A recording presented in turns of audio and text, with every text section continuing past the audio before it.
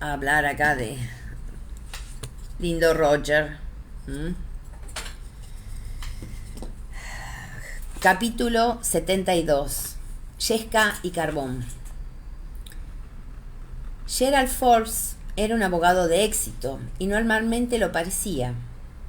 Aún con su equipo de campaña y el hollín de la pólvora manchándole la cara, conservaba un aire de sólida seguridad que le iba muy bien como capitán de milicia. Si bien ese aspecto no lo había abandonado, se le veía intranquilo. De pie, a la entrada de la tienda, enrollaba y estiraba el ala del sombrero.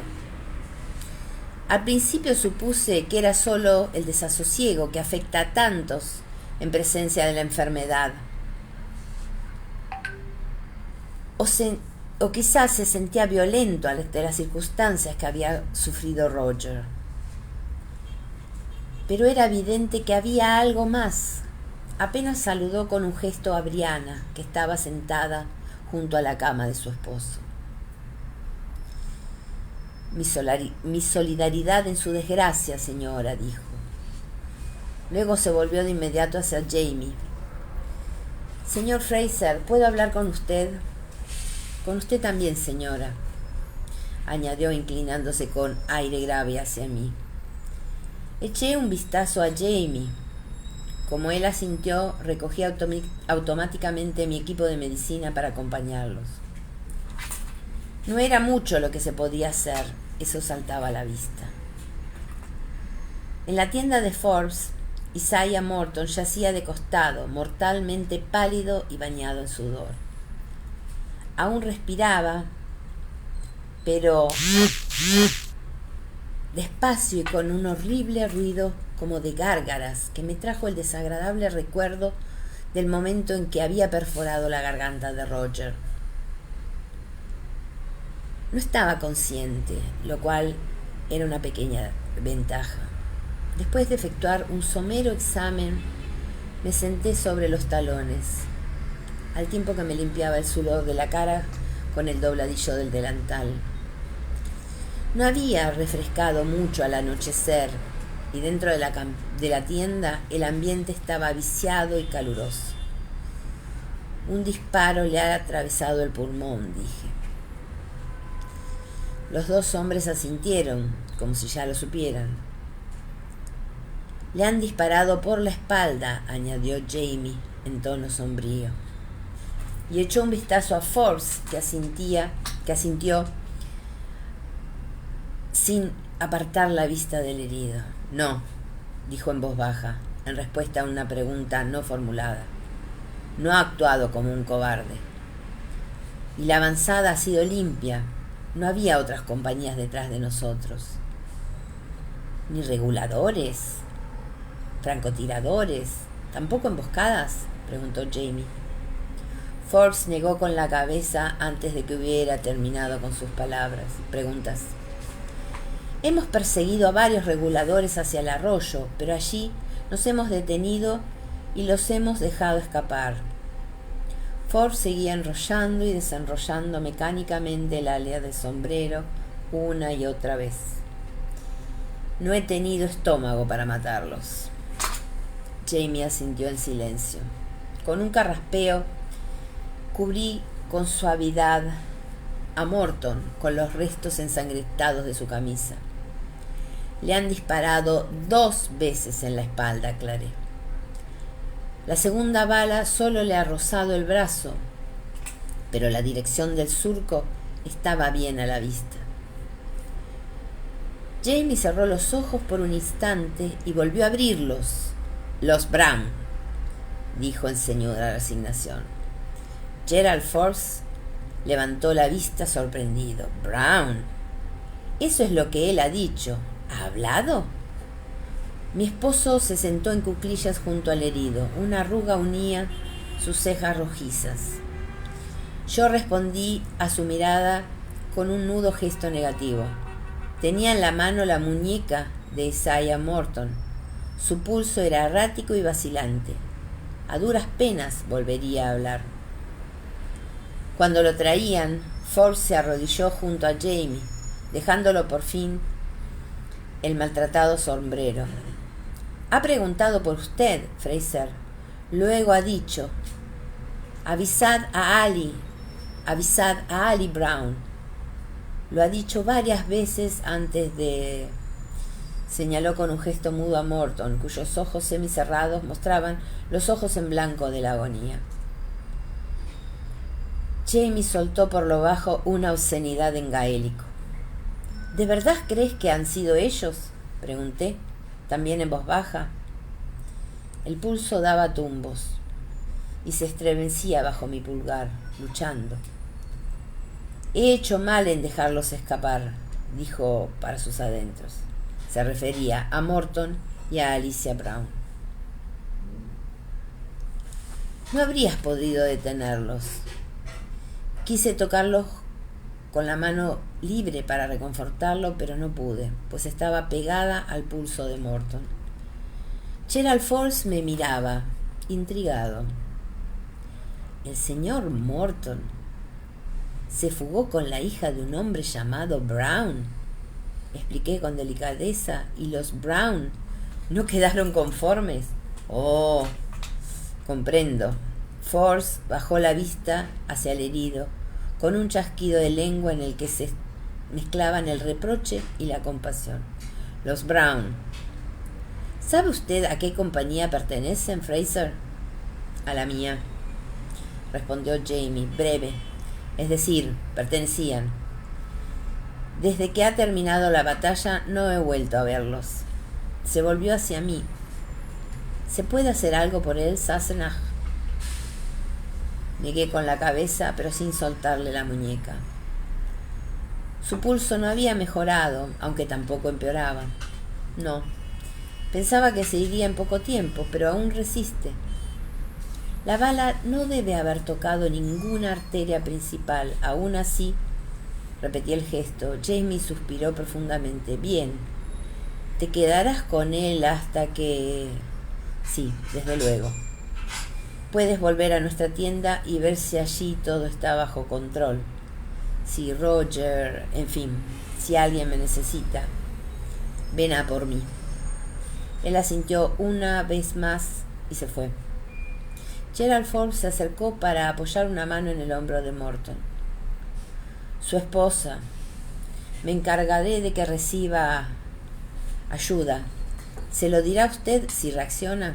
Sí, por supuesto, repetí. Pero mi vacilación hizo que él levantara la vista, enarcando las cejas. Es que... tiene 2 esposas, expliqué. Cuando se fugó con Alicia Brown ya estaba casado. De ahí las dificultades con la familia de la muchacha. La cara de Forbes quedó cómicamente inexpresiva. Comprendo, dijo, y parpadeó. ¿Y la primera señora Morton, sabe usted cómo se llama? No, me temo que no. Jessie. La palabra fue poco más que un suspiro, pero bien podría haber sido un disparo, por el efecto que tuvo en la conversación. ¿Qué? Debí de apretar la muñeca de Morton, pues él hizo una leve mueca. Aflojé los dedos. Aún estaba mortalmente pálido, pero tenía los ojos abiertos, aún empapados por el dolor, empañados por el dolor. Se lo veía consciente, sin lugar a dudas. Jessie, suspiró otra vez. Jezebel, Jessie Hatfield. Agua. Oh, sí. Le solté la muñeca para coger inmediatamente la jarra de agua. Él la habría bebido a grandes tragos, pero por el momento solo le permití beber sorbos pequeños. Jezebel Hatfield y Alicia Brown, dijo Forbes con cuidado, como si apuntara los nombres en su ordenada mente de abogado. ¿Correcto? ¿Y dónde viven esas mujeres? Morton inspiró profundo, tosió y interrumpió la golpe de tos con un jadeo de dolor. Después de una breve lucha, recuperó el habla. Jessie en Granity Falls. Ali está en Guilford. Apenas respiraba, jadeaba entre una palabra y otra. Aún así no percibí gorgoteo de sangre en su garganta. Tampoco manaba por la nariz o la boca.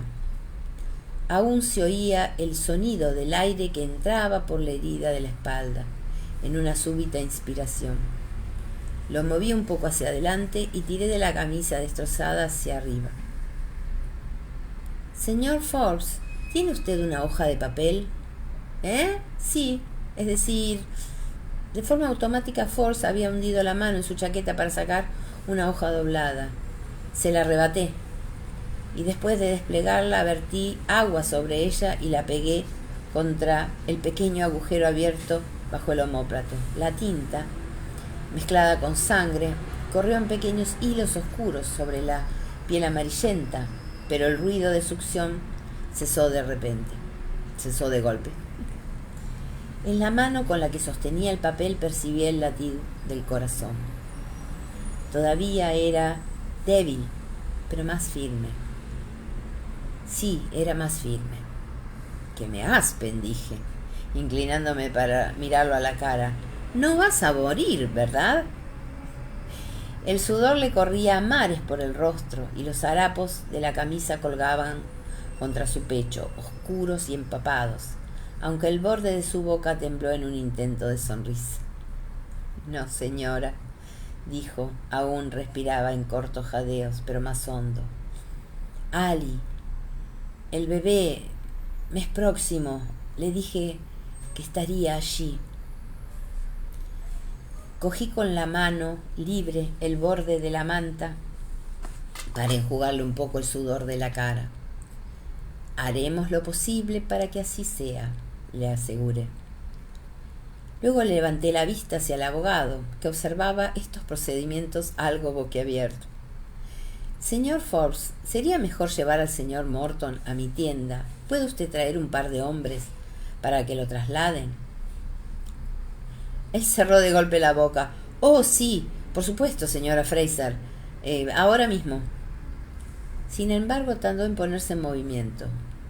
Vi que desviaba la vista hacia la hoja de papel mojado pegada a la espalda de Morton. La observé. Solo pude leer unas pocas palabras borrosas entre los dedos, pero bastaron para indicarme que Jamie estaba equivocado al referirse a Forbes como sodomita. Mi adorada Valencia, comenzaba la carta. Yo solo había leído de una mujer llamada Valencia en toda la zona de Cross Creek, en realidad en toda Carolina del Norte, y esa era la esposa de Farquhar Campbell. Lamento muchísimo lo que ha sucedido con su papel, le dije, sin dejar de sostenerle la mirada. Froté con cuidado la palma de la mano sobre la hoja para que todas las palabras escritas en ella se convirtieran en un borrón de sangre y tinta. Temo que se ha estropeado por completo. Él inspiró hondo y se plantó el sombrero en la cabeza. No tiene importancia, señora Fraser. Ninguna importancia. Iré a traer a algunos hombres. La noche trajo alivio contra el calor y las moscas que, atraídas por el sudor, la sangre y el estiércol, se arracimaban sobre el campamento, picando, arrastrándose y zumbando hasta hacernos enloquecer. Aún después de que se fueran, continué dándome distraídas palmadas en los brazos y el cuello con la sensación de sentir allí el cosquilleo de sus patas. Pero por fin se habían ido. Pasé una mirada por mi pequeño reino. Todo el mundo respiraba, aunque con una asombrosa variedad de efectos sonoros. Luego salí a respirar yo misma un poco de aire fresco. Actividad muy subestimada la de respirar. Por un momento, con los ojos cerrados, aprecié el fácil subir y bajar de mi pecho, el suave torrente hacia adentro, el flujo purificador. Tras haber pasado las últimas horas dedicadas a mantener el aire fuera del pecho de Isaiah Morton y a introducirlo en el de Roger, bien podría agradecer ese privilegio.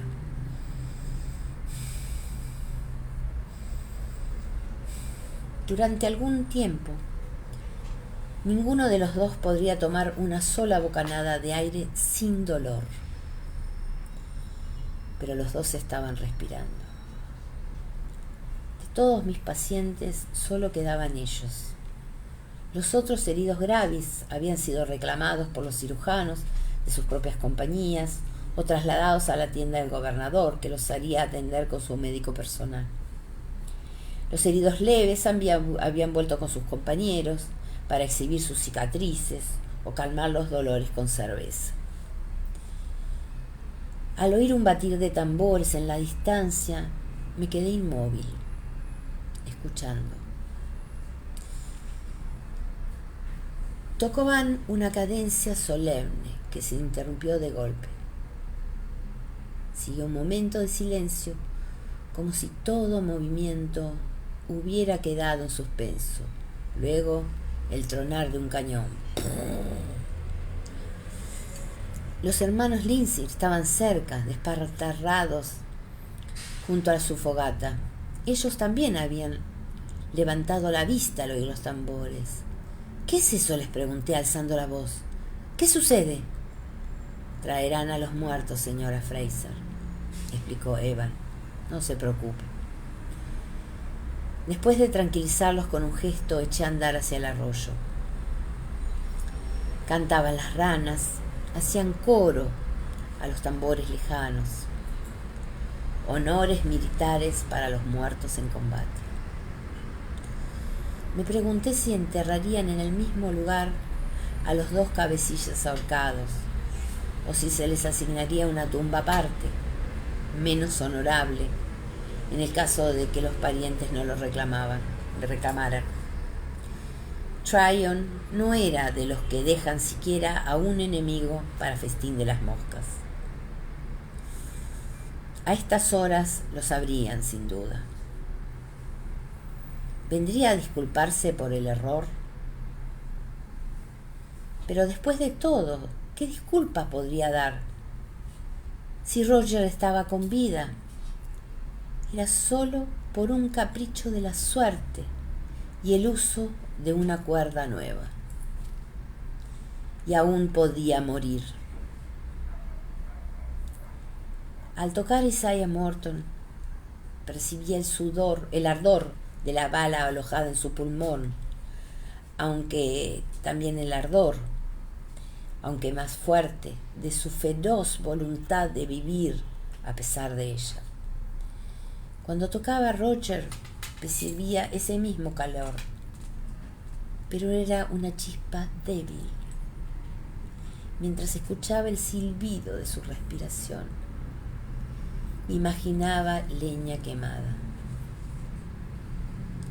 con diminutas ascuas aún encendidas, más trémulo y al borde de la extensión abrupta. Yesca, pensé absurdamente. Eso es lo que haces cuando el fuego amenaza con apagarse. Sobra sobre la chispa, pero también necesitas yesca, algo donde la chispa pueda prender, algo que la alimente para que crezca. Un crujir de ruedas me arrancó de la contemplación de un juncal. Se trataba de una carreta pequeña, tirada por un solo caballo y con un solo conductor. «Señora Fraser, ¿es usted?» Tardé un momento en reconocer la voz. «¿Señor McLennan?», pregunté estupefacta. Él se detuvo a mi lado y se tocó el sombrero con la mano. A la luz de las estrellas se veía ceñudo y grave. «¿Qué hace usted aquí?», pregunté en voz baja, aunque no había nadie que pudiera oírme. «He venido en busca de Joe», respondió, señalando con un leve movimiento de la cabeza hacia la parte trasera del carro. No debería haberme sorprendido. después de haber pasado un día viendo muerte y destrucción. Además, mi relación con Joe Hobson era muy superficial. Aún así, ignoraba que hubiera muerto. Se me puso la piel de gallina. Sin decir más, caminé hacia la parte posterior de la carreta. Sentí la pequeña sacudida y la vibración de la madera. Abel había puesto el freno. Se apeaba para reunirse conmigo. El cuerpo no estaba amortajado, aunque alguien le había cubierto la cara con un pañuelo. Grande, no del todo sucio. Sobre él descansaban 3 enormes moscas negras quietas y satisfechas. No tenía importancia, pero las ahuyenté con el dorso de la mano. Se alejaron zumbando y volvieron a posarse fuera de mi alcance. ¿Ha estado usted en el combate?, le pregunté a Abel McLennan. Sin mirarlo, debía de haber acompañado a los reguladores, pero no olía a pólvora. No, dijo con voz suave por detrás de mi hombro. No tenía intención de pelear. Vine con Joe Hobson, el señor Hamilton y los otros. Pero me he alejado cuando se avecinaba el combate. He caminado hasta el molino, al otro lado de la ciudad. Y al ponerse el sol, como no había señales de Joe, he regresado. Concluyó simplemente. Y ahora, pregunté, ambos hablábamos en voz baja, como si pudiéramos perturbar el profundo sueño del muerto. ¿Quiere que lo ayudemos a enterrarlo? Mi esposo... Oh, no, interrumpió sin alzar la voz. Lo llevaré a casa, señora Fraser. Aún así, le agradezco la amabilidad. Pero si pudiera darme un poco de agua o algo de comida para el camino, para el viaje. Por supuesto, espere, que voy a buscar provisiones. Mientras regresaba deprisa a la tienda, calculé la distancia entre Alamas y Dunkard Spring. 4 días, 5, 6, y el sol es tan ardiente y las moscas. No era capaz de reconocer la determinación en el tono de un escocés. Y me fui sin discutir. Me detuve un momento para examinar a los 2 hombres. Los 2 respiraban. Con ruido, con dolor, pero respiraban. Había reemplazado el papel mojado que cubría la herida de Morton por un trozo de lino aceitado, pegado en los bordes con miel, que constituye un excelente sello. No había filtraciones. Muy bien. Brianna seguía junto a Roger. Había traído un peine de madera y le estaba peinando el pelo revuelto. Retiraba con suavidad los abrojos y las ramillas. Deshacía los enredos. Todo con lenta paciencia. Mientras tanto cantureaba algo que por lo bajo, Frère Jacques. En el corpiño de su vestido había manchas húmedas circulares. Durante el día había salido 1 o 2 veces para aliviar la creciente presión de la leche, pues a todas luces volvía a ser hora de hacerlo. Al verla sentí que los pechos me dolían por el recuerdo de la tensión. Brie levantó la vista y nos miramos a los ojos. Me toqué el pecho por un instante y señalé con la cabeza la entrada de la tienda con una ceja enarcada. Ella respondió con un gesto de asentimiento y una sonrisa imperceptible, que trataba de ser valiente, aunque sus ojos había desolación. Probablemente había pensado que, aun si Roger sobrevivía, era muy posible que no volviese a cantar, quizás ni siquiera a hablar. El nudo que tenía en la garganta me impidió hablar. Corrí afuera otra vez, con el paquete bajo el brazo. Una figura salió de la oscuridad frente a mí y estuvimos a punto de chocar. Me detuve en seco. Error sumamente lamentable. Sumamente lamentable, repitió Jamie con entonación algo irónica.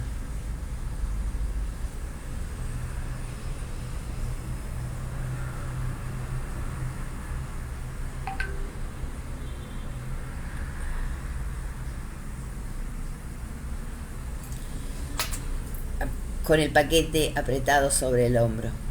Se pasaron 2 hojas. Y lancé una exclamación ahogada. Perdone usted, señora Fraser. Pensaba que me había visto. Era el gobernador.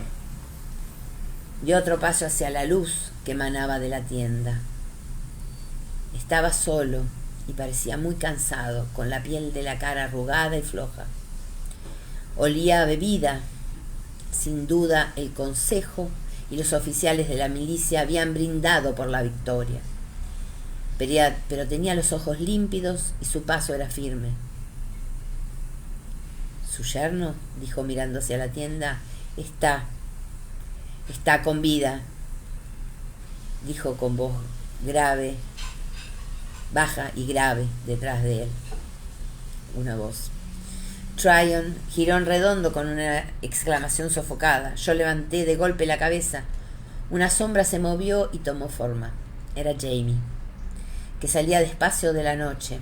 Había estado sentado al pie de un nogal, invisible en la oscuridad. Me pregunté cuánto tiempo llevaba allí. «Señor Fraser», el gobernador, aún sobresaltado, afirmó la mandíbula y cerró los puños en los costados. Para mirar a Jamie no tenía más remedio que echar la cabeza hacia atrás. Noté que eso no le gustaba. Jamie también lo notó, como era obvio, pero no le importaba. Se irguió ante Tryon con una expresión capaz de intimidar a cualquiera. Tryon también parecía intimidado, aunque levantó el mentón, decidido a exponer lo que quiera que desease decir. «He venido a presentar mis disculpas por el daño que ha sufrido su yerno», dijo. «Fue un error sumamente lamentable». «Sumamente lamentable», repitió Jamie con entonación algo irónica. «¿Y le molestaría decirme, señor, cómo se ha producido este error?» Dio un paso adelante y Tryon, de forma automática, retrocedía a la misma distancia. Noté que se acaloraba y que apretaba los dientes. «Ha sido una equivocación», dijo entre dientes. «Se lo ha identificado por error como líder proscripto de la regulación». «¿Quién lo ha identificado?». La potente voz de Jamie sonaba cortés. En las mejillas del gobernador aparecieron unas pequeñas manchas encendidas. «No lo sé. Varias personas. Yo no tenía motivos para dudar de la identificación». «Ya veo. ¿Y Roger Mackenzie no le ha dicho nada en su propia defensa? ¿No ha revelado quién era?». Los dientes de Tryon se clavaban al instante en el labio superior. «Él no...». «Porque estaba atado y amordazado por todos los demonios», intervine. «Yo misma había retirado la mordaza de su boca después de que Jamie lo descolgara». «Y no se le ha permitido hablar, ¿verdad? Maldito, maldito». La luz de la tienda se reflejó en el medallón de Tryon, una media luna de plata que pendía de su garganta. La mano de Jamie se elevó tan despacio que Tryon no percibió amenaza alguna. Con toda suavidad se fijó en torno del cuello del gobernador, justo por encima del medallón. «Déjanos solo, Claire», dijo. Su voz no parecía muy amenazante, sino flemática. En los ojos de Tryon se encendió un relámpago de pánico. Dio un respingo hacia atrás y el medallón centelló. «No se trata de ponerme las manos encima, señor». El pánico cedió de inmediato, reemplazado por la furia. «Oh, claro que sí. Igual que usted puso las manos encima de mi hijo». «En realidad, yo no creía que pensara hacerle daño, pero por otra parte, Este no era un simple acto de intimidación. Percibí dentro de él un núcleo de fría cólera. Ardía como hielo en sus ojos. Tryon también lo vio. Ha sido un error y he venido para rectificarlo hasta donde me sea posible. Tryon no cedía terrenos, con dientes apretados y con la mirada fulminante. Jamie lanzó una exclamación despectiva. ¡Un error! Tan solo eso es para usted, un hombre inocente pierda la vida. Usted mata y mutila por ganar gloria, sin que le importe la destrucción que deja atrás. Solo le interesa ampliar las crónicas de sus hazañas. Como notará esto en los despachos que envié a Inglaterra, señor. Dijo que apuntó los cañones contra sus propios ciudadanos, quienes no tenían más armas que garrotes y cuchillos. O dirá que sofocó la rebelión y preservó el orden. Dirá que, en su prisa por vengarse, mató a un hombre inocente. Dirá que cometió un error, que castigó la maldad y ejerció justicia en nombre del rey. Tryon dominó el genio, aunque trémulo y con los dientes apretados. Antes de hablar, inspiró con fuerza por la nariz. Señor Fraser, le diré algo que solo unos pocos saben. Aún no es de conocimiento público. Chermy enarcó la ceja que lanzó un destello rojo a la luz. Sus ojos, fríos y tenebrosos, no parpadeaban. Me han nombrado gobernador de la colonia de Nueva York. El nombramiento llegó hace más de un mes. En julio partiré para hacerme cargo del nuevo puesto. En mi lugar se ha nombrado a Josiah Martin. Nos miró a ambos. Ya ven ustedes, no tenía nada que perder, que ganar ni que perder con esto. No necesitaba glorificar mis hazañas, como usted ha dicho. Su garganta se movió al tragar saliva, pero el miedo había cedido paso a una frialdad igual a la de Jamie. He hecho lo que he hecho por cumplir con mi deber. No quería dejar esta colonia en estado de desorden y rebelión, para que mi sucesor lidiara con ello, aunque tenía derecho a actuar así. Tomó aire y dio un paso atrás, obligándose a abrir los puños que mantenía apretado. Usted tiene experiencia en cuestión de guerra y de deber, señor Fraser. Y si es honesto, reconocerá que a menudo se cometen errores en ambos bandos. No puede ser de otra manera. Sostenía la mirada de Jamie. Ambos guardaron silencio. El llanto distante de un bebé me apartó de esa confrontación. Me volví de golpe, justo a tiempo de ver cómo Brianna salía de la tienda detrás de mí con un revoloteo de faldas agitadas. «Jem», dijo, «ese es Jamie». Era él.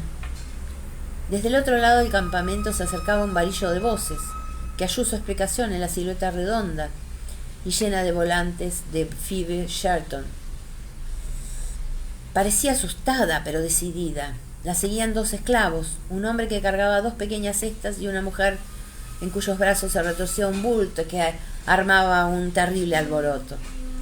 Brianna fue hacia el bulto igual que el indicador de la bruja va hacia el norte. El barullo cesó. Jamie emergió de entre las mantas, con el pelo erizado en mechones rojos y los pies batiendo en el aire, en paroxismo de gozoso alivio. Madre e hijo desaparecieron entre las sombras de los árboles. Siguió una pequeña confusión mientras la señora Sherston explicaba de manera inconexa a la creciente multitud de curiosos que se había afligido tanto al oír los informes de la batalla tan terrible, y había temido pero el esclavo del señor Rutherford había acudido a contarles que todo iba bien, y pensó que quizás, y entonces, y como el niño no dejaba de chillar, Jamie y el gobernador, arrancados de su enfrentamiento cara a cara, también se habían retirado hacia los árboles. Los tenía a la vista. Dos sombras rígidas, una alta y otra más baja, de pie, muy juntas.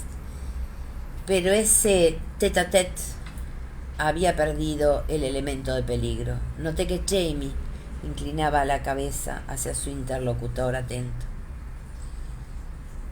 He traído comida, me estaba diciendo Phoebe Sherston, con cierta presunción. Su cara redonda estaba arrebolada por la excitación. Pan fresco, mantequilla, algo de mermelada, de frambuesas, pollo frito y... ¡Comida!, exclamé, recordando de pronto el paquete que llevaba bajo el brazo. Perdone usted, y me escabullí con una brillante sonrisa, dejando la boca abierta delante de la tienda. Abel McLennan aguardaba pacientemente bajo las estrellas, allí donde yo lo había dejado. Descartó mis disculpas con un gesto y me dio las gracias por la comida y la jarra de cerveza. Hay algo más que... pero me interrumpí. ¿Qué más podía hacer por él? Sin embargo, al parecer había algo. El joven Hugh Fowles, dijo entonces, mientras guardaba con esmero el paquete bajo el pescante de la carreta. Dice que lo han hecho prisionero. ¿Cree usted que su esposo podría hablar con él, tal como lo hizo por mí? Supongo que sí. Se lo diré. Allí había silencio, pero estábamos bastante lejos del campamento. Los ruidos y la conversación que se imponían al canto de las ranas y los grillos, al rumor del arroyo. Señor McLennan, dije, movida por un impulso, ¿a dónde irá usted?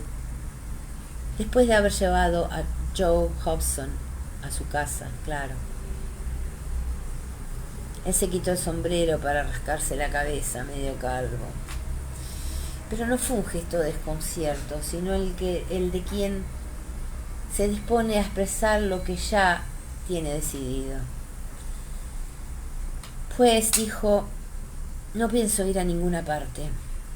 Allá están las mujeres, ¿no? Con Joe muerto y Hugh prisionero. Ya no hay un hombre con ellas. Me quedaré.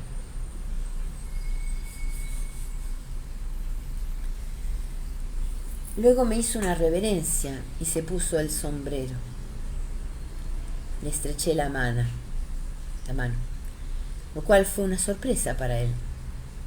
Luego trepó la carreta, chasqueó la lengua para asociar el caballo y alzó una mano en gesto de despedida que yo imité. Aún había dolor en su voz y pesar en sus hombros, pero se mantenía erguido en el pescante, con la luz de las estrellas refulgante contra el sombrero polvoriento. Su voz y sus manos eran firmes. Sí, Joe Hobson había partido hacia la tierra de los muertos. Abel McLennan retornaba de allí. Cuando regresé a la tienda, las cosas estaban más o menos tranquilas. El gobernador y la señora Sherston se habían ido, también los esclavos.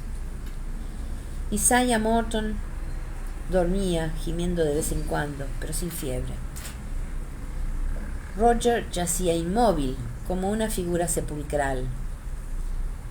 Negras de moretones las manos, la cara y las manos. El débil silbido del tubo por donde respiraba era un contrapunto de la canción con que Brianna mecía a Jamie. El niñito tenía la cara laxa y la boquita abierta en el absoluto abandono del sueño. Con súbita inspiración alargué los brazos. Bree, aunque sorprendida, me permitió cogerlo. Con mucho cuidado puse el cuerpecito flojo y pesado contra el pecho de Roger. Bree hizo un pequeño movimiento como para sujetar al bebé e impedir que se le resbalara, pero Roger levantó un brazo tieso y lento y lo cruzó sobre el niño dormido. Jessica, pensé satisfecha.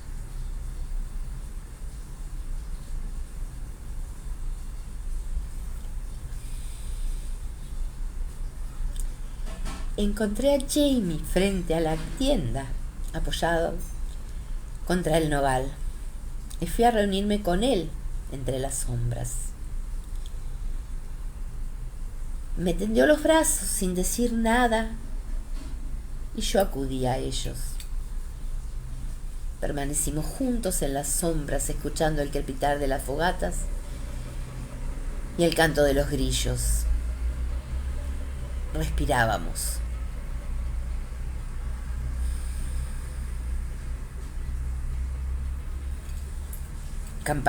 Campamento del Gran Alamance, viernes 17 de mayo de 1771. Seña Granville, contraseña Oxford. El gobernador, impresionado con el más afectuoso sentido de gratitud, agradece tanto a los oficiales como a los soldados del ejército el vigoroso y generoso apoyo que le prestaron ayer en la batalla cerca del Alamance. A su valor y firme conducta se debió, bajo la providencia de Dios Todopoderoso, la señalada victoria lograda sobre los obstinados y caprichosos rebeldes.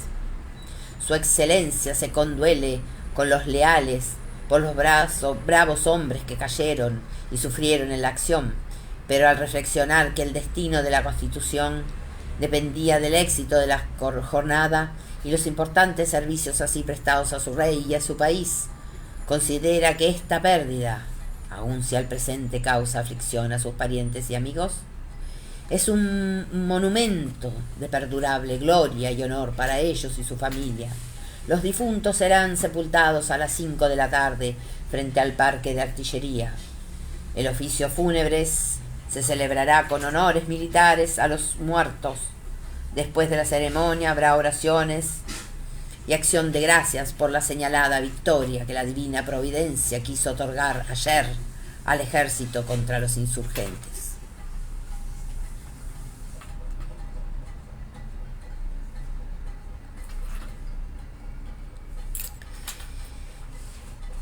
Parte 7. Capítulo 73. Con su blanca palidez.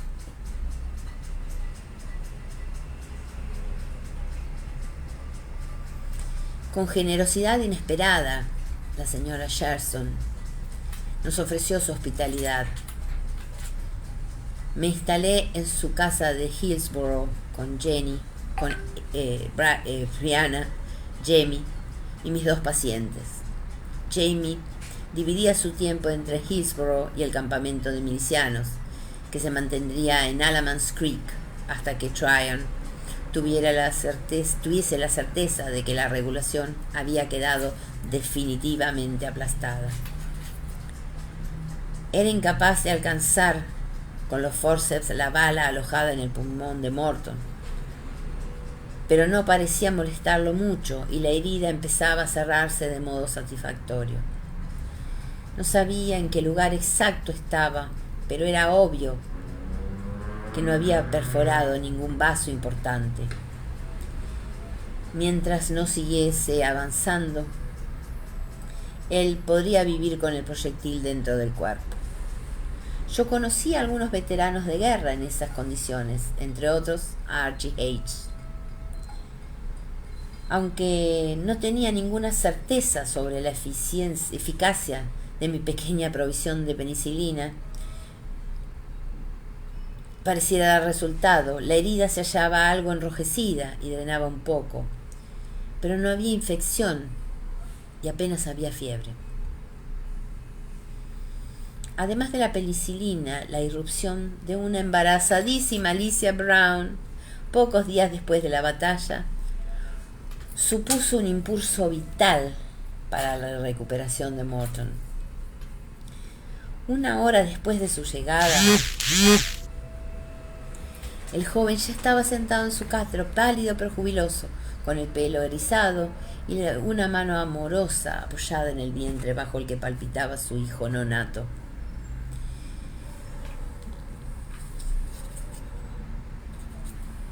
Roger era otro cantar. No estaba mal herido, salvo por el aplastamiento de su garganta, aunque aquello era de por sí grave.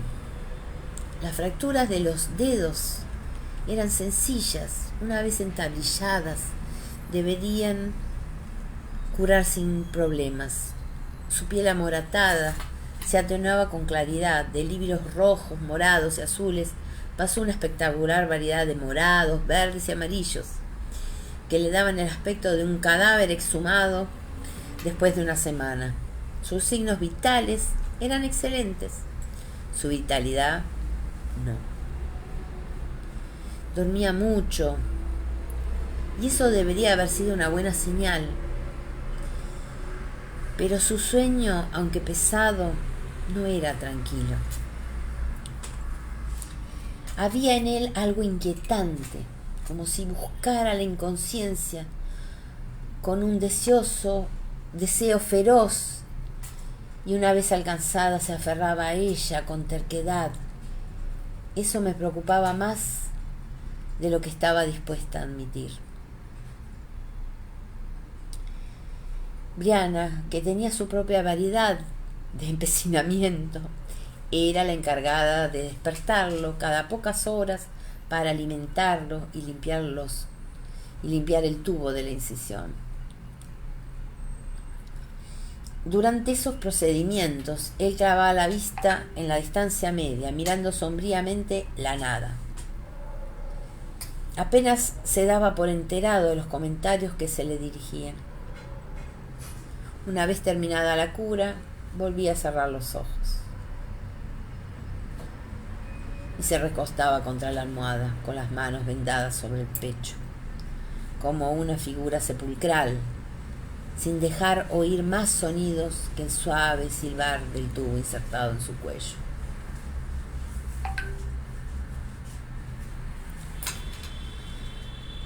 Dos días después de la batalla de Alamance, Jamie llegó a la casa de los Sherston en Hillsborough justo antes de la cena, cansado por el largo viaje y cubierto de polvo rojizo. Hoy he mantenido una pequeña conversación con el gobernador, dijo mientras cogía la taza de agua que yo le había llevado al patio.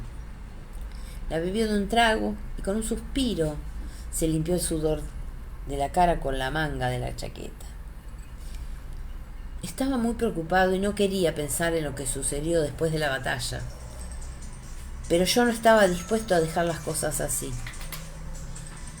No creo que haya sido un gran contrincante, murmuré mientras lo ayudaba a quitarse la chaqueta polvorienta. William Tryon ni siquiera es escocés, mucho menos un Fraser. A su pesar se sonrió. Tercos como las piedras, era la sucinta descripción del clan Fraser que me habían hecho años atrás. En el tiempo transcurrido, nada me inducía a pensar que se hubieran equivocado. Pues no, se desperezó con fruición, haciendo crujir las vértebras doloridas por la cabalgata. Cristo, estoy muerto de hambre. ¿Hay algo de comer? Asó la larga nariz para olfatear el aire esperanzado. Jamón asado y pastel de batata, le dije. No era necesario, pues las fragancias de ambos platos, llenos de miel, pendían densas en el aire húmedo. ¿Y qué ha dicho el gobernador? Una vez debidamente intimidado. Mostró un poco los dientes ante la descripción de su entrevista con Tryon, pero por su leve aire satisfecho deduje que no era del todo incorrecta. Varias cosas, sí. Para comenzar, he insistido en que me informara de que en qué circunstancias apresaron a Roger Mack, quién lo entregó y qué dijo. Quiero llegar al fondo de eso.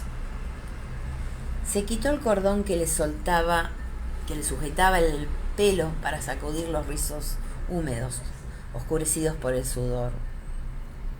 ¿Ha recordado algo cuando lo has presionado? Sí, algo más.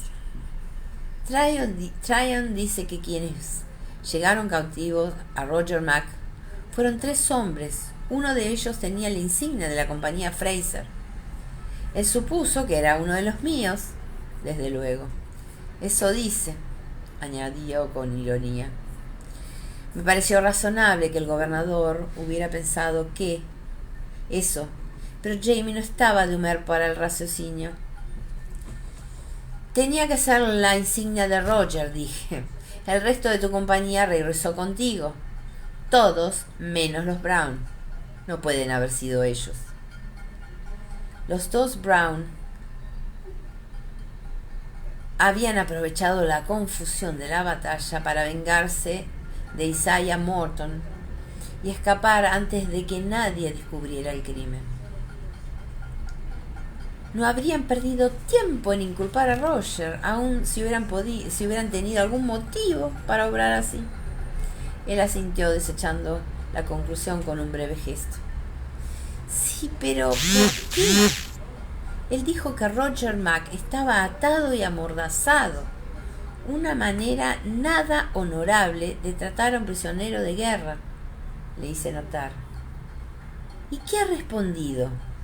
Aunque Tryon fuera algo menos terco que Jamie, y no por eso era menos sensible al insulto.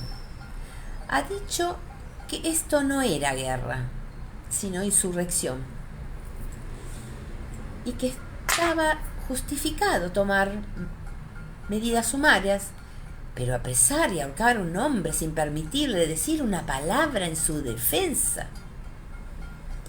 El color subía peligrosamente a su cara. Si Roger Mack hubiera muerto colgado de esa cuerda, Claire, te juro que Tryon ya estaría con el cuello roto y comido por los cuervos. Sobre eso no me cabía la menor duda.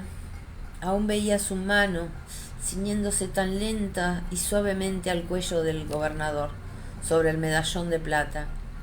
Me pregunté si William Tryon tenía alguna idea del peligro que había corrido aquella noche después de la batalla.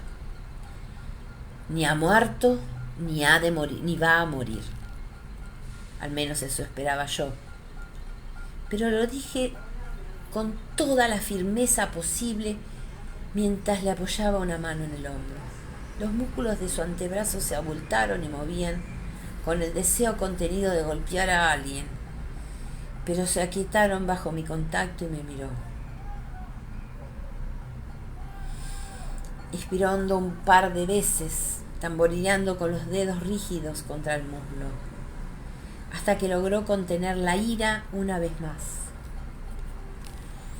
Pues bien, dice que el hombre identificó a Roger Mack como James McKinston, uno de los cabecillas de la insurrección. Este tardó preguntar por ese McKinston, añadió. Mientras hablaba, se había calmado un poco. Te sorprendería saber, Sassenach, que nadie declara haber visto personalmente a ese hombre. Me sorprendía, y lo dije. Él asintió. El rubor había abandonado sus mejillas. A mí también, pero así es. Sus palabras aparecen publicadas en los periódicos a la vista de todos, solo que nadie lo conoce. Ni el viejo Ninian, ni Herman Husband, ninguno de los reguladores con los que he podido hablar, aunque ahora casi todos se esconden. Claro, añadió.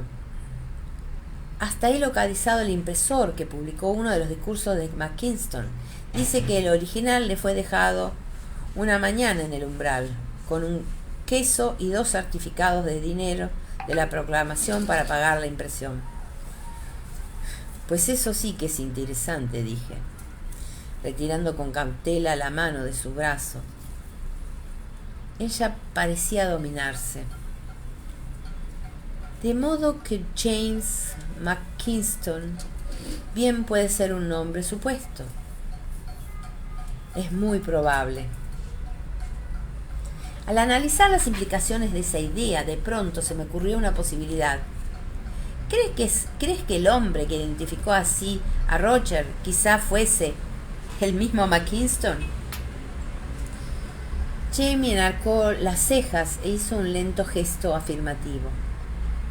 Y para protegerse quiso hacer que ahorcaran a Roger Mack en su lugar. Bien. La muerte es una excelente protección contra el arresto. Así es. Una buena idea, aunque un poco perversa, añadió juiciosamente. Oh, ¿solo un poco? Parece menos furioso con el perverso y ficticio McKinston que con el gobernador Tryon. No había dudas. Habíamos cruzado el patio hacia el pozo. En el brocal había un cántaro medio lleno de agua tibia y entubiada por el calor del día. Él se arremangó y cubrió del líquido en el cuento las manos para arrojárselo a la cara. Luego sacudió con energía la cabeza, diseminando gotas por las hortensias de la señora Sherston. ¿Recordaba el gobernador cómo eran esos hombres que llevaban a Roger? Pregunté al entregarle la arrugada toalla de hilo que cogí del brocal. Después de secarse la cara, negó con la cabeza. Solo se acordaba de uno, el que tenía la insignia. Fue el que más habló. Dice que era un tipo rubio, muy alto y fornido. Le pareció que tenía los ojos verdes. No reparó mucho en el aspecto, desde luego, pues en ese momento tenía la mente muy ocupada, pero al menos recordaba eso. Por los clavos de Roosevelt, exclamé, añadió y ocurriéndole algo, alto, rubio y de ojos verdes. ¿Crees que puede haber sido Stephen Bonnet?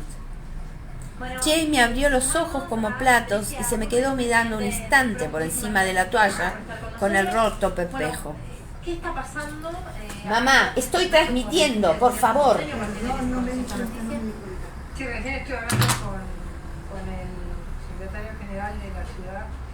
Estaban recién comenzando la reunión. Perdonen, chicas. ¿Crees que puede haber sido Stephen Bonnet? Jamie abrió los ojos como platos y se me quedó mirando un instante por encima de la toalla, con el rostro perplejo. ¡Jesús!, exclamó él antes de dejar con un gesto distraído la toalla. No se me había ocurrido. Tampoco a mí. Lo que sabía de Bonnet no encajaba con la imagen de los reguladores. Casi siempre hombres pobres y desesperados como Joe Hobson, Hugh Fowles, Abel McLennan. Unos pocos eran idealistas e indignados, pero como Husband y Hamilton. Quizá Stephen Bonnet había sido alguna vez pobre y desesperado, pero yo tenía la razonable certeza de que no se le habría ocurrido buscar compensación del gobierno por medio de la protesta. Por la fuerza sí, matar a un juez o a un comisario para vengar alguna injusticia, muy posiblemente, pero no, era ridículo. Si de algo estaba segura con respecto a Stephen Bonnet, era de que el hombre no pagaba impuestos. No, Jamie negó con la cabeza. Al parecer había llegado a la misma conclusión. Secó las gotas que aún le pendían de la nariz. En ese asunto no hay dinero que ganar. Hasta Tryon tuvo que solicitar fondos al conde de Hillsborough para costear su milicia. Y los reguladores. Desechó con un ademán la idea de que ellos pagaran a alguien por nada. Aunque no sé mucho de Stephen Bonnet, creo que solo iría a la batalla si le ofrecieran oro. Cierto, con la ventana abierta surgía un tintineo de porcelana y plata, acompañado por las suaves voces de los esclavos. Estaban poniendo la mesa para la cena. No parecía posible que Bonnet fuese James McKinston, ¿verdad? Por primera vez relajó la cara, riendo. No osa cenar. De eso sí que estoy seguro. Stephen Bonnet no sabe leer ni escribir, aparte de su nombre. Lo miré con fijeza. ¿Cómo lo sabes? Me lo dijo Samuel Cornell. No conoce a Bonnet en persona, pero dice que cierta vez Walter Priestley vino a pedirle un préstamo de dinero con urgencia. Eso le extrañó, pues el hombre tenía fortuna. Pero Priestley le explicó que tenía un embarque al llegar y debía pagarlo en oro. Según dijo, El que lo traía no aceptaba recibos de mercancías en depósito, dinero de la proclamación ni letras de cambio. No confiaba en palabras escritas que no pudiera leer él mismo. Para él solo servía el oro. Sí, eso suena a Bonnet. Sacudí la chaqueta que llevaba colgada del brazo, desviando la cara de las nubes de polvo rojizo. Y hablando de oro, ¿es posible que Bonnet estuviera en Anamans por casualidad? ¿Camino a River Run, tal vez? Él reflexionó un momento, pero al final negó con la cabeza mientras desenrollaba sus mangas. No fue una batalla importante, de esas en las que puedes verte envuelto y arrastrado sin darte cuenta. Los ejércitos estuvieron frente a frente durante más de 2 días. Las líneas de centinelas tenían más agujeros que una red de pesca. Cualquiera podía haber abandonado el lugar y dado un rodeo para evitarlo. Que Alamas no está cerca de River Run, no. Quienquiera que haya sido el que quiso matar a Roger estaba allí por cuenta propia. Con que regresemos al misterioso señor McKinston. Tal vez, dudó él. Pero, ¿qué otro pudo ser? Protesté. Entre los reguladores nadie podía tener nada personal contra Roger. Yo diría que no, admitió él. Pero no lo sabremos hasta que el joven pueda decírnoslo, ¿verdad? Después de la cena, durante la cual, claro está, no se mencionó a McKinston, a Stephen Bonnet, ni ningún otro tema inquietante, subí para ver a Roger. Jamie vino conmigo y despidió en voz baja a la esclava que remendaba unas prendas sentada junto a la ventana.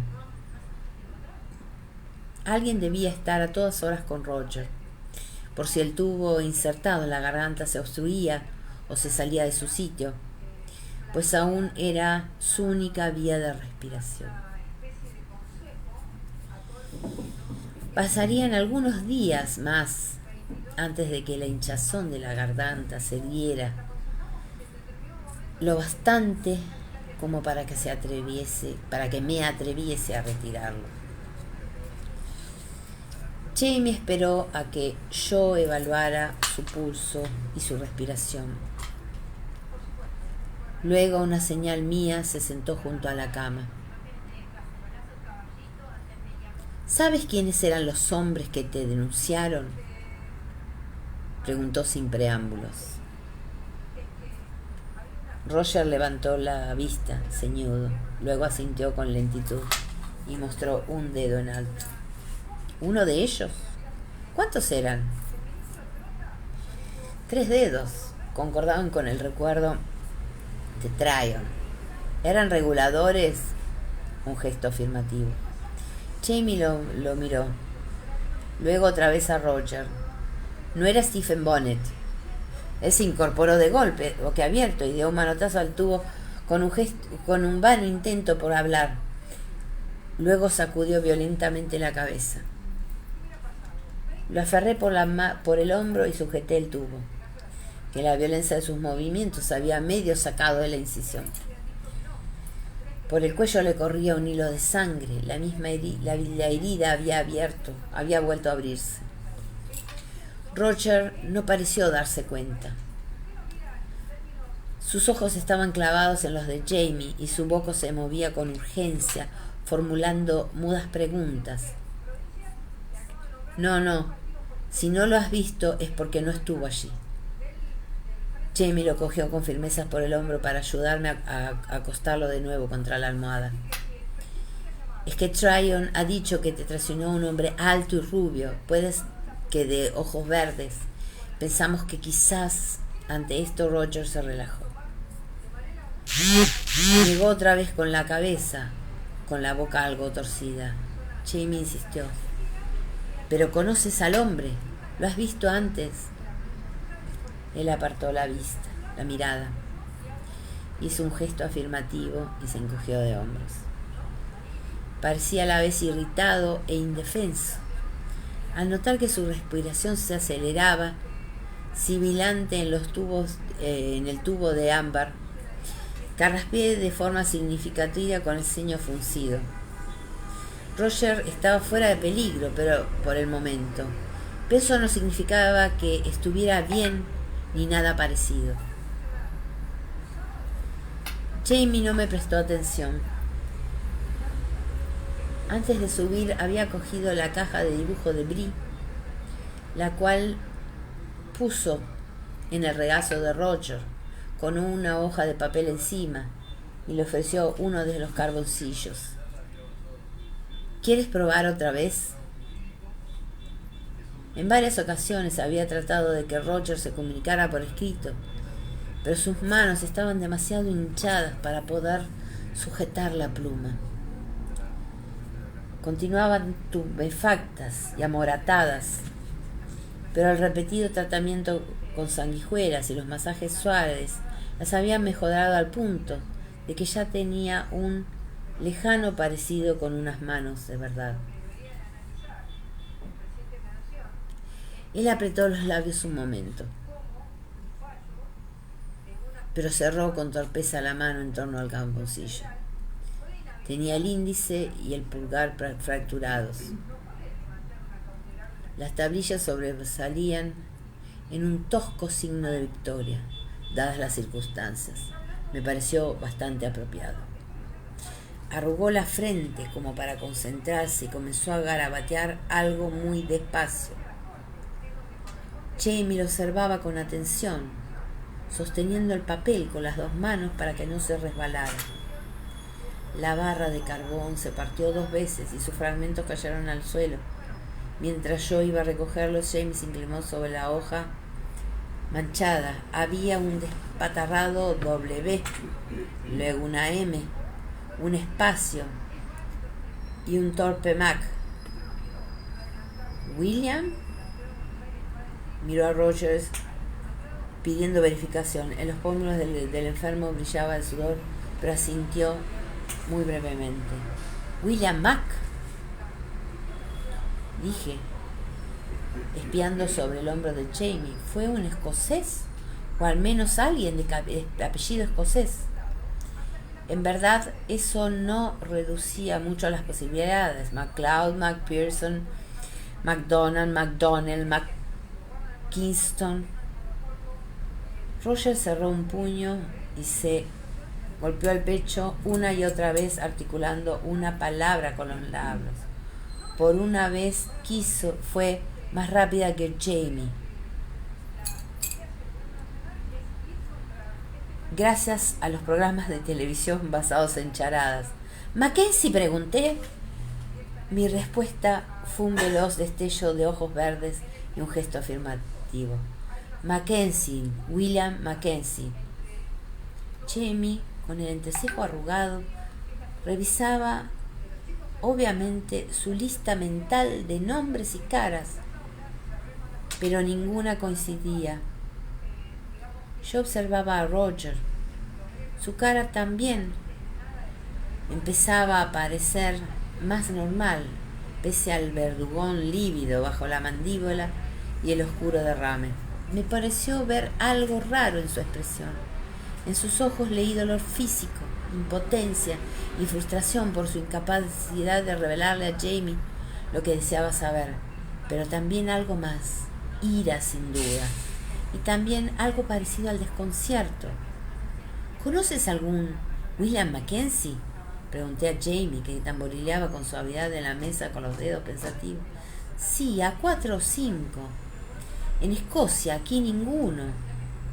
Y tampoco. A la palabra Escocia, Roger levantó de golpe una mano. Jamie se interrumpió atento a la cara de Roger como un perro pointer. ¿Escocia?, repitió. Algo sobre Escocia. ¿El hombre es inmigrante nuevo? Roger negó con ganas con la cabeza, pero de inmediato se detuvo con una mueca de dolor. Durante un momento cerró los ojos con fuerza. Al abrirlos, alargó una mano insistente hacia los trocos de carboncillo que yo sujetaba. Tuvo que intentarlo varias veces. Al terminar yacía contra la almohada, exhausto, con el cuello de la camisa de dormir empapado en sudor y manchado de sangre. El resultado de su esfuerzo era borroso y despatarrado, pero leía el nombre con claridad. Dougal, decía. La expresión interesada de Jamie se agudizó hasta convertirse en algo parecido a la cautela.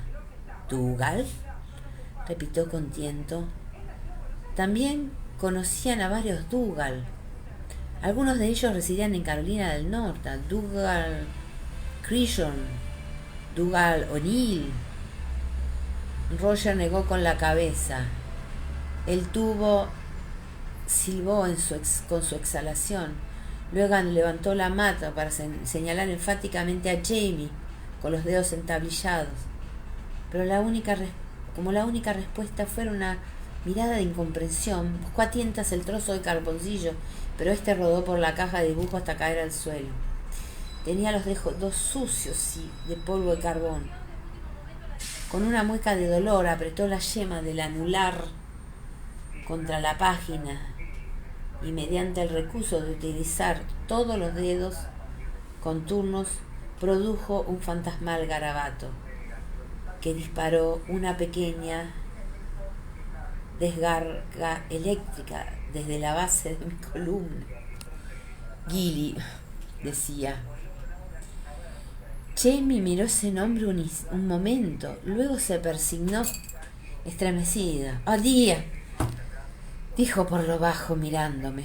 Entre nosotros se estrechó la comprensión. Roger, al verlo, cayó de nuevo contra la almohada exhausto, exhalando un fuerte suspiro por la boquilla de ámbar. El hijo que Dougal tuvo con Gillis Duncan, dijo Jamie, mirando hacia él con la incredulidad escrita en la cara. Creo que lo llamaron William. ¿Te refieres a él? ¿Estás seguro? Un breve asentimiento. Roger cerró los ojos. Cuando volvió a abrirlos, un dedo entablillado se alzó vacilante para señalar su propio ojo. Un verde claro e intenso, del color de musgo. Estaba tan pálido como la sábana de hilo, y le temblaban los dedos manchados de carbón. Su boca se contrajo. Se moría por hablar, por explicar, pero cualquier explicación más prolongada tendría que esperar un tiempo. Dejó caer las manos y los ojos se cerraron otra vez. La revelación de la identidad de William Buckley Mackenzie no alteró el apasionado deseo de Jamie por hallar a ese hombre, pero sí su intención de matarlo en cuanto lo hallara. Era al menos algo a agradecer. Brianna llamaba a mi cuarto para una consulta. Entró con su delantal de pintora, trayendo un fuerte olor a trementina y aceite de lino.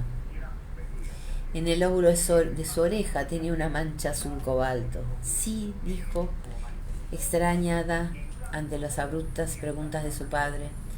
He oído hablar de él, William Buckley Mackenzie, el niño cambiado. ¿Qué? Las cejas de Jamie ascendieron ante la línea del pelo. Así lo llamaba yo, dije, cuando vi el árbol genealógico de Roger. Caí en la cuenta de quién debía ser William Buckley Mackenzie. Dougal entregó el niño a William y Sarah Mackenzie. ¿Recuerdas? Y ellos le pusieron el nombre del hijo que habían perdido 2 meses antes. Roger mencionó que había visto a William Mackenzie y a su esposa a bordo del Gloriana en el viaje entre Escocia y Carolina del Norte, explicó Brie. Pero tardó en comprender quién era y no tuvo ocasión de hablar con él. De modo que ese William está aquí. ¿Pero por qué diantre quiso matar a Roger? ¿Y por qué de esa manera? Se estremeció apenas, aunque la habitación estaba muy caldeada. En esos comienzos de verano, el aire era caluroso y húmedo. aún con las ventanas abiertas. Es el hijo de la bruja, especificó Jamie, como si con eso bastara. Tal vez era suficiente, sí. También a mí me creían bruja, le recordé con cierta aspereza. Eso provocó una mirada de soslayo y una curva en su boca. Es cierto, dijo. Y se pasó una manga por la frente sudorosa. Pues bien, supongo que será necesario esperar mientras investigo. Y saber ese nombre es útil. Mandaré aviso a Duncan y a Farquhar. Lanzó un fuerte suspiro de exasperación. Pero, ¿qué haré cuando lo encuentre? Aunque sea hijo de una bruja, no puedo matar a alguien de mi propia sangre. Después de Dougal, se contuvo a tiempo y disimuló con una tos. Quiero decir, después de todo, es el hijo de Dougal, primo mío. Comprendí lo que había querido decir. 4 personas sabían lo sucedido aquella noche en el desván de la casa Culloden, en vísperas de aquella lejana batalla. Una de ellas había muerto. Otra desapareció en el tumulto de lanzamiento. Y era muy probable que también hubiera muerto. Solo quedaba yo como testigo de la sangre de Dougal y la mano que la había derramado.